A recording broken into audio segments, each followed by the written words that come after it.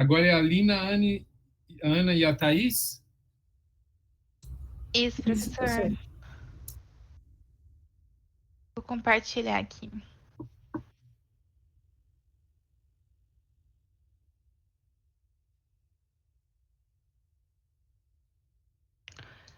Bom, boa noite a todos. Hoje a gente vai falar sobre a proteção de dados no México. Nosso grupo é o 13 e é composto por mim, a Aline, a Ana e a Thaís. Bom, com o aumento exponencial da coleta de dados pessoais, a necessidade de regulamentações que protegessem a privacidade dos cidadãos ela se torna essencial. E no México, essa proteção é garantida por duas leis principais. A Lei Federal de Proteção de Dados Pessoais em Posse de Particulares, que regula o setor privado desde 2010, e a Lei Geral de Proteção de Dados Pessoais em Posse de Sujeitos Obrigados, que desde 2017 cobre o setor público. Essas leis elas buscam criar uma estrutura que não só proteja os dados pessoais, mas que também venha assegurar o direito à privacidade e ao controle sobre as informações que são compartilhadas.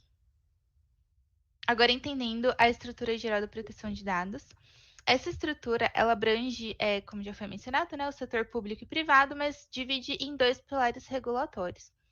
Nós temos três atores principais. O primeiro é o titular dos dados, que é o cidadão que tem as informações que estão sendo tratadas. Ele tem os direitos fundamentais, que são conhecidos como direitos ARCO, que é acesso, retificação, cancelamento e oposição. Esses direitos eles garantem que a pessoa ela possa consultar os seus dados, que ela possa também corrigir ou até mesmo excluir esses dados pessoais. O segundo ator é o colaborador de dados, que pode ser uma entidade pública ou privada responsável por tratar essas informações. Eles têm a obrigação de proteger os dados e de respeitar os direitos dos titulares. E aí, por fim, o terceiro ator é o INAI, que é a autoridade responsável por supervisionar e garantir o cumprimento dessa legislação. Essa estrutura ela visa, então, garantir um equilíbrio entre a proteção dos dados e a utilização delas. Mas como a gente vai ver mais para frente, ainda enfrenta alguns desafios aí na prática. Passo minha palavra para a Thaís. Boa noite, pessoal. Agora eu vou falar um pouco sobre os pontos fortes e fracos de ambas as leis. Então, começando pelos pontos fortes, o primeiro ponto é que, com as leis, os dados pessoais estão resguardados por mecanismos legais contra abuso de privacidade. O segundo ponto é a necessidade do consentimento do titular para que outros usem seus dados pessoais, permitindo que o titular tenha ciência de quais dados estão sendo coletados. O terceiro ponto é a exigência de anonimização dos dados pessoais coletados. E, por fim, a definição de sanções e penalidades para que as entidades públicas e privadas, para aquelas públicas e privadas que violarem as leis. Pode passar. Agora falando um pouco sobre os pontos fracos. O primeiro ponto é que as leis não definem padrões técnicos para que as entidades públicas e privadas garantam o mínimo de conformidade. O segundo ponto é que não são descritos mecanismos de monitoramento automatizados das entidades públicas e privadas para garantir que elas estejam em conformidade com a lei. O terceiro ponto é que não há exigência de justificativa clara no termo de consentimento para que o titular saiba o porquê e como seus dados pessoais estão sendo usados. E, por fim, exceções na aplicabilidade das leis podem abrir brechas e diminuir o controle do titular sobre os seus dados pessoais. Agora eu passo a palavra para a Ana. Boa noite, professor. Boa noite, turma. A minha internet está um pouquinho instável, então se tiver algum problema, vocês me avisem que eu já deixei o celular aqui no jeito. Falando de aspectos particulares, a gente destacou 3 aspectos, começando pelos direitos ARCO, que eles, na verdade, eles permitem, por exemplo, que uma pessoa solicite o acesso às informações armazenadas por uma empresa, a correção desses dados, a exclusão das informações que não sejam mais necessárias e a oposição ao tratamento de dados de certas circunstâncias. As multas, que são consideradas por eles multas severas, né, infrações podem acarretar essas penalidades altas variando entre 6.500 a 20.700 pesos mexicanos, dependendo da gravidade. Milhões, né? 20 milhões, né? 20 milhões, eu estava no 20 mil ainda, 20 milhões para os mexicanos. Hein? Então, esse modelo ele visa desestimular essas práticas inadequadas de tratamento de dados.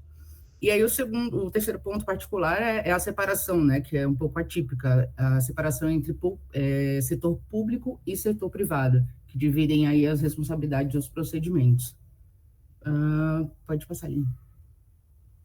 Com relação à análise crítica, a gente destacou 2 pontos, né? O primeiro em relação à efetividade, à fiscalização da proteção de dados. Por exemplo, apesar dessas regulamentações elas serem robustas, ela enfrenta bastante desafio que impactam na aplicação da prática. Três exemplos. A capacidade do INAI, né, um instituto que é responsável pela supervisão, pela aplicação das leis. Eles possuem recursos limitados para fiscalizar todas as organizações e regiões do país.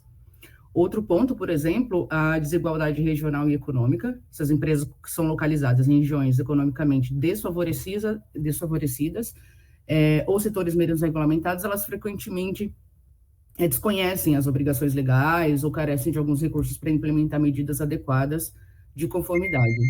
E na educação, conscientização, muitas organizações e indivíduos ainda têm baixo nível de conscientização sobre os direitos e responsabilidades relacionados à proteção de dados, ou seja, não conhecem os seus direitos e responsabilidades. E aí o segundo ponto, que também é importante, é essa regulamentação, no caso da regulamentação privada, ela foi feita em 2010, né? Ela foi promulgada em 2010. Então, é antes da popularização massiva de algumas tecnologias emergentes, como, por exemplo, dispositivos de IoT, algoritmos de inteligência artificial. No caso da IoT, por exemplo, a regulamentação ela não inclui disposições específicas para proteger esses fluxos de dados.